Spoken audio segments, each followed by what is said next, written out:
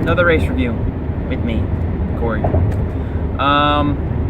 So today is October 22nd. It's 10:53 a.m.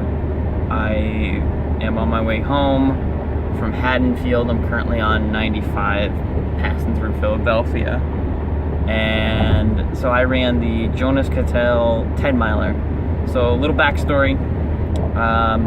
This race is because this kid in 1777 ran from Haddonfield through the woods to alert the American rebels that the Hessians were coming.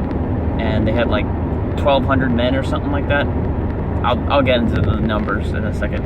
But 1,200 men, and they were properly prepared when they attacked, and the kid's a hero. So that's the race. The race is in his, memory or whatever. He lived, he didn't die. But so yeah, that's the backstory. But so this morning, woke up at 5:15, had my breakfast prepared, and then drove to Haddonfield. Today's breakfast consisted of a peanut butter and jelly sandwich and 2 apples, 2 green apples cut up. So you drive to the finish, which is the Red Bank battlefield, and you park your car, and then you get on buses, and they bus you to Haddonfield. I was still tired when I got in the bus, so I just said, rest your eyes. I mean, I knew the course last year. I was looking out the window, looking at the course as best I could. Didn't do that, just closed my eyes, just rested for all of 10 minutes, whatever, but I needed it. We get to the starting line at like 7:30, so it's enough time to go to the bathroom, get my bib, do a warm-up like at 8 minutes 15, I think. Not very fast, but that was okay. I didn't want to overexert myself. So get to the starting line. I had looked up the best times of the people that were registered, and there was this one guy I think named Anthony or something like that, and he ran like an 8K in 25 minutes in high school. I was asking around looking for him. I was asking people like, hey, what time you looking to do? And they'd say like 70 minutes, and it's like, oh yeah, that's cool, man. I wouldn't tell them what I was thinking or what my time would be. I ended up meeting one guy on the line. I think his name is Dan, and he's got a tattoo on his leg, mustache, like scruffy black hair. And I was like, hey man, what time you looking around? He said 52 minutes. Now, if you're not a mathematician, I did the math for you. That's about 5 minutes and 20 seconds per mile. I'm looking, I did 5:59 last year. This guy is just really fast. And I ended up mentioning to him, I said, the course record's like 53 minutes. He's like, oh. And I was like, well, good luck to you, man. This race is always, like last year when I came here, within half a mile I realized I'm not going to win it. You think you're big fish until you jump into another pond. There's always bigger fish. And this race just kind of demonstrates that, there's always faster people. I like to think I'm fast, but there's always faster people. Anyways, so into the race, we started off, he gets the lead. I have my cell phone in my hand, and I'm just playing the same playlist that I played, just got distracted by one of the billboards. There is evidence for God. It's a baby. Don't know what that's about. Anyways, so race starts. They had the wheelchair guy start out, and I was like, all right, I bet the really fast guy might have a chance of beating him. I ended up passing him in a half mile. I ended up beating a guy in a wheelchair. I don't know. I'm just telling you. Doesn't mean anything. Anyways, so just going on these random tangents.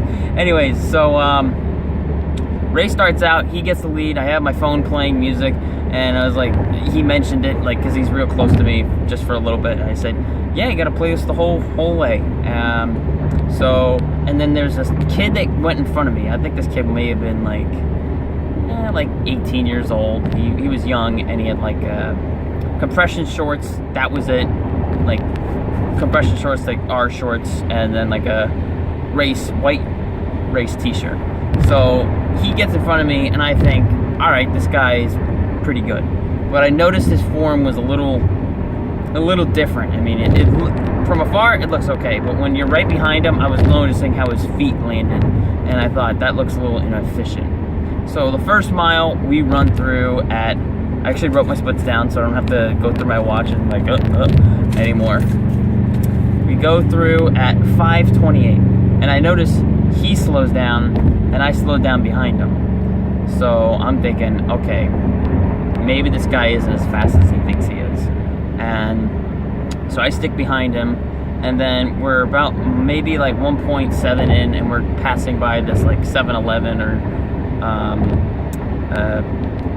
fast convenience store or whatever, and we're going up this like slight incline on our bridge, and I said, you know what?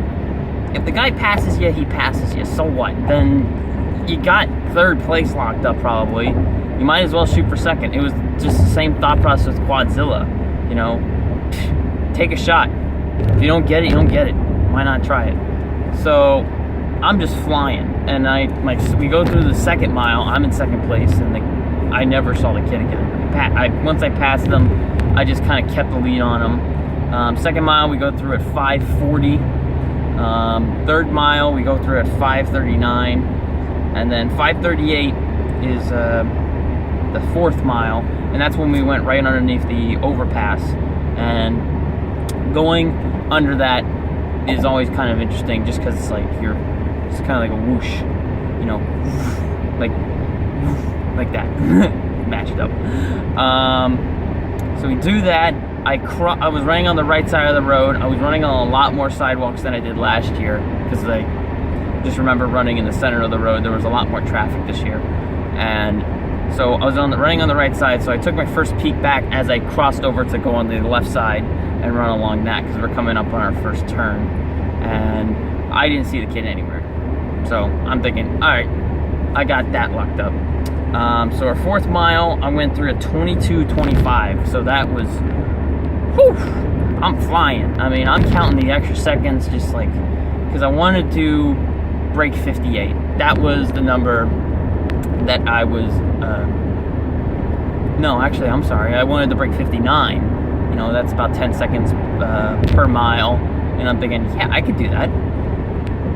Sure, let's do it. And, but anyways, so I'm just kind of chugging along, and I'm thinking to myself, because Kyle, my brother, mentioned to me his 5 mile time, his best 5 mile time. And I thought, there's no way I'm going to be able to do that for the first 5. But as we're coming through there's a timer going right at the 5 mile, like a water station, and I look and it says like 27:30. I'm thinking, oh, my watch hasn't beeped yet, but we're close. So I kind of turned it on and I hit 28:12. So I matched his best time. So I'm coming for you, Kyle. I'm coming for you. But right before that, right near the 4 mile, we're running right down these like houses on the left where there's driveways. So I'm running right on the sidewalk, and while I'm on the sidewalk,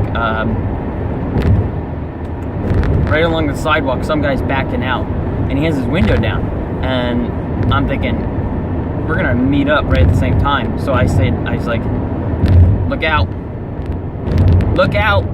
and I knew that he wasn't gonna hit me, so I hit him. I slapped my hand right against the back, and I kind of heard like a gasp from inside the car, because he was with his wife or whatever. And was it a dick move? Maybe, but you gotta have your eyes about you. You gotta be paying attention, not blogging while you're driving.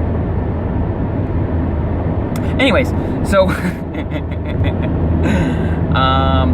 so right after 5, the fatigue started to set in.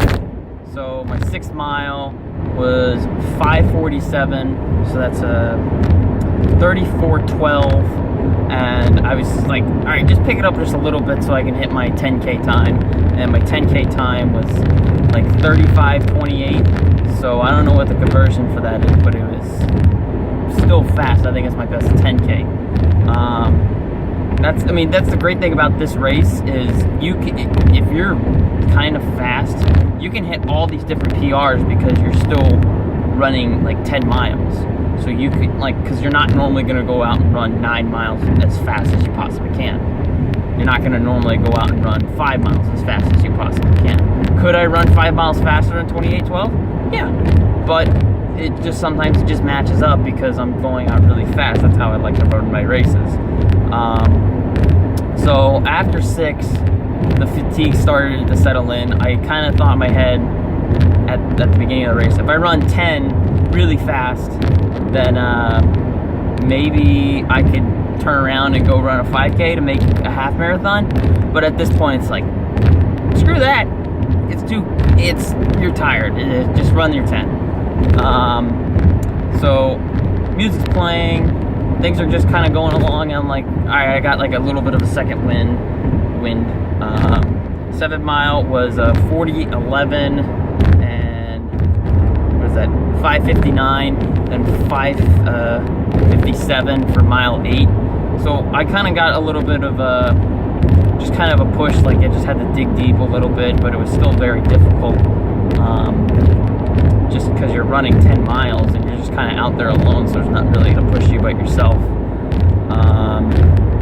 So last 2 miles was 5:50, then 5:37, and I ended up coming through.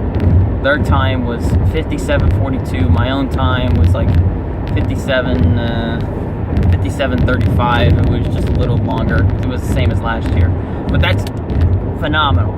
Pace-wise, it says 5:45 for 10, and I was very happy about that. But this is I wouldn't say it's difficult in the terrain. I would say that the surface, because it's all pavement or sidewalks, so that's a pretty hard surface to run on, and I feel like some pavements are hit harder than others. So running on this, because of the city that it's in, it's got to be tough. So going over like the overpasses made of cement, that's pretty difficult. So if you don't really like pavement, you're gonna have a hard time with this. But the race, it's point to point. You kind of no really sights really. You just kind of go along. I don't think you can get really lost. There's nothing to really kind of look at. I mean, it's not like the most scenic race. It's not like Quadzilla or a trail race or like a race inside like a little city or something like that. It's a fun race. I like the Jonas Cattell 10-mile race, and getting second place, and they gave me a medal for, oh shucks, I had it right the first time. They gave me first in my age group, and then they got a picture of Jonas Cattell. That's the best picture. I mean, this dude looks like he's 40 when he's 17 when he did this. Yeah, and then after the race, you're at I think it's a state park or a national park. It's a battlefield, and you can walk around. Last year I didn't do anything. I just kind of hung around. But this time I walked around, got to look at the Delaware, got to talk to some other runners. Quick shout out to I think it's Julie Cattell. She's like her Jonas Cattell's like 5th great granddaughter. I overheard her having a conversation. It's like, our family tree book is like this thick, so it goes way back. I mean, she's like true-blooded American. She was the first female finisher. She was the first female finisher last year. So congrats, did great. See you next year. Yeah, but got to walk around. I saw this old cannon they dug out.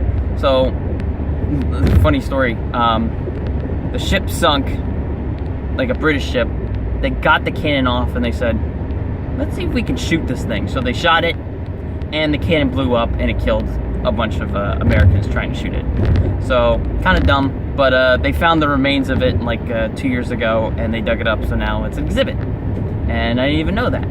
But yeah, and then some of the, like, they had this big tall statue for Mercer, the guy that died during the Battle of Princeton, I think. And yeah, some of the numbers they have, like for the statue, it says 2,000 Hessians. And then I looked at like the newer plaque and it says 1,200 Hessians. So, bit of a hyping up. Anyways, but I won't hype it up too much. I really enjoy the 10-mile race. It's a kind of a unique race. Twice I've gotten really fast times. If you want to try and hit like PR after PR after PR, then maybe this is the race for you, just because it's relatively flat. It's pavement. I kind of like pavement. It's kind of hard, but I enjoy it. So that's the review for Jonas Cattell Run. Think about running it. Maybe I'll see you in the future. Take care.